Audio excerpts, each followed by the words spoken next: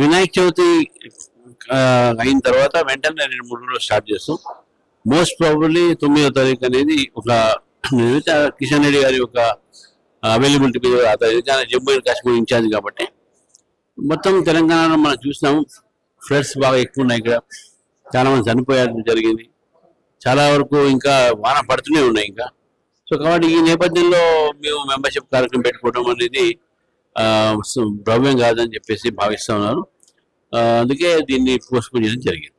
అంటే ఈ వర్షాల కారణంగా ఇక్కడ రాష్ట్ర ప్రభుత్వం ఆధ్వర్యంలో ఎలా ఉండబోతుంది సార్? మీకు అంటే ఎలాంటి సూచనల మేరకు బాధితులకు మీ అండగా ఏ విధంగా?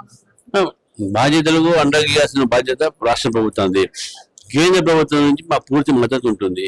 మేము ఆల్రెడీ హెలికాప్టర్ పంపిస్తామని చెప్పినాం. మేము ఆల్రెడీ ఎన్డీఆర్ఎఫ్ ఇక్కడ టీం పంపించినాం. రాష్ట్ర ప్రభుత్వం వాళ్ళతో కేంద్ర ప్రభుత్వం అధికారులు మాట్లాడుతున్నారు. స్వయానా ప్రధానమంత్రి గారు సీఎం గారితో మాట్లాడారు. హోమ్ మినిస్టర్ గారు మాట్లాడారు. మీకు ఎటువంటి సహకారం కావాలో అడగండి, మీకు చేస్తామని చెప్పడం జరిగింది. కాబట్టి దీంట్లో రాజకీయాలు ఉండకూడదు. ఇది ప్రజల ఒక జీవితాలు, ప్రజల ఒక ఆస్తి, ప్రాణ నష్టాలు ఏది ఉందో దాన్ని కాపాడాలనే బాధ్యత రెండు ప్రభుత్వాలది. కాబట్టి డెఫినెట్గా కేంద్ర ప్రభుత్వం నుంచి పూర్తి సహకారము రాష్ట్ర ప్రభుత్వానికి ఈ యొక్క వరద బాధ్యత తీయడంలో ఉంటుందని చెప్పేసి చెప్తారు. రాష్ట్ర ప్రజలకు మీ ద్వారా పార్టీ ద్వారా ఏం చెప్పాలి? ఎలాంటి నిర్ణయాలు, ఎలాంటి జాగ్రత్తలు తీసుకుంటారు? తప్పకుండా కొన్ని గవర్నమెంట్ కొన్ని సూచనలు ఇచ్చినాయి. బయటికి రావద్దు అనవసరం, కానీ స్కూల్స్ బంద్ చేశారు, మంచి స్టెప్పే. అదేవిధంగా ఎక్కడైతే మ్యాక్సిమం ఇంట్లోనే ఉండాలి, అత్యవసరం ఉన్న పరిస్థితులు బయటికి రావాలి అనేటటువంటి వాళ్ళు ఉండాలి. ఎక్కడైనా నిజంగా కూడా ఉంటే ప్రభుత్వ అధికారులని వాళ్ళ నంబర్స్, హెల్ప్ లైన్ నెంబర్స్ ఇచ్చారు, వాళ్ళని సంప్రదించాల్సిన అవసరం ఉంటుంది. అంబులెన్స్ కానీ అదేవిధంగా ఎన్డీఆర్ఎఫ్ టీమ్స్ కూడా ఆల్రెడీ ఉన్నాయి. మీరు హెల్ప్ లైన్లో ఏవైతే ప్రభుత్వం ఇచ్చిందో దానికి అయితే తప్పకుండా హెల్ప్ దొరుకుతుందని చెప్పి మేము భావిస్తూ ఉన్నాం. మేము కూడా ప్రభుత్వాన్ని కోరుతా ఉన్నాం. ఏదైతే హెల్ప్ లైన్ ఇచ్చారో ఆ హెల్ప్ లైన్కి తప్పకుండా దానికి స్పందన ఉండాలి. ఓన్లీ ఫోన్ నెంబర్ ఇవ్వడం కాదు, దానికి సరైనటువంటి ఒక ఇన్ఫ్రాస్ట్రక్చర్ పెట్టుకొని ఆ హెల్ప్కు మంచి అవకాశాలు చేయగానే వెంటనే దాని స్పందన ఉంటే ప్రజలు మేము వారికి సహకారం చేసినట్టు మాత్రం అని భావిస్తాం. వినాయక చవితి అయిన తర్వాత వెంటనే 2-3 రోజులు స్టార్ట్ చేస్తాం.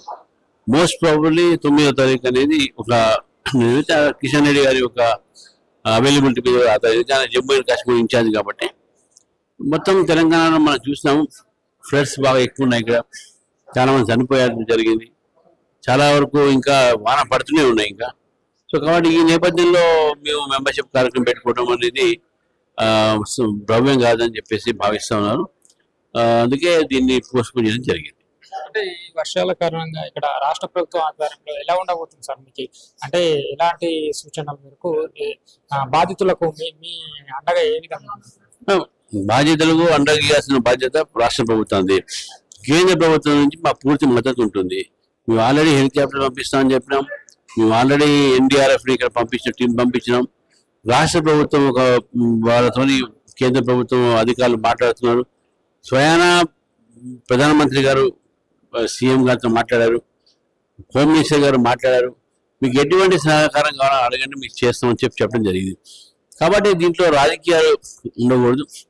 ఇది ప్రజల ఒక జీవితాలు, ప్రజల ఒక ఆస్తి, ప్రాణ నష్టాలు ఏది ఉందో దాన్ని కాపాడాలనే బాధ్యత రెండు ప్రభుత్వాలది. కాబట్టి డెఫినెట్గా కేంద్ర ప్రభుత్వం నుంచి పూర్తి సహకారము రాష్ట్ర ప్రభుత్వానికి ఈ యొక్క వరద బాధ్యత తీయడంలో ఉంటుందని చెప్పేసి చెప్తారు. రాష్ట్ర ప్రజలకు మీ ద్వారా పార్టీ ద్వారా ఏం చెప్పాలి? ఎలాంటి నిర్ణయాలు, ఎలాంటి జాగ్రత్తలు తీసుకుంటారు? తప్పకుండా కొన్ని గవర్నమెంట్ కొన్ని సూచనలు ఇచ్చినాయి. బయటికి రావద్దు అనవసరం, కానీ స్కూల్స్ బంద్ చేశారు, మంచి స్టెప్పే. అదేవిధంగా ఎక్కడైతే మ్యాక్సిమం ఇంట్లోనే ఉండాలి, అత్యవసరం ఉన్న పరిస్థితులు బయటికి రావాలి అనేటటువంటి వాళ్ళు ఉండాలి. ఎక్కడైనా నిజంగా కూడా ఉంటే ప్రభుత్వ అధికారులని వాళ్ళ నంబర్స్, హెల్ప్ లైన్ నెంబర్స్ ఇచ్చారు, వాళ్ళని సంప్రదించాల్సిన అవసరం ఉంటుంది. అంబులెన్స్ కానీ అదేవిధంగా ఎన్డీఆర్ఎఫ్ టీమ్స్ కూడా ఆల్రెడీ ఉన్నాయి.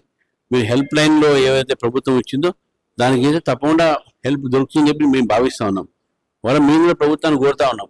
ఏదైతే హెల్ప్ లైన్ ఇచ్చారో ఆ హెల్ప్ లైన్కి తప్పకుండా దానికి స్పందన ఉండాలి. ఓన్లీ ఫోన్ నెంబర్ ఇవ్వడం కాదు, దానికి సరైనటువంటి ఒక ఇన్ఫ్రాస్ట్రక్చర్ పెట్టుకొని ఆ హెల్ప్కు మంచి అవకాశాలు చేయగానే వెంటనే దాని స్పందన ఉంటే ప్రజలు ఒక మనము వారికి సహకారం చేసినట్టు మాత్రం భావిస్తాం.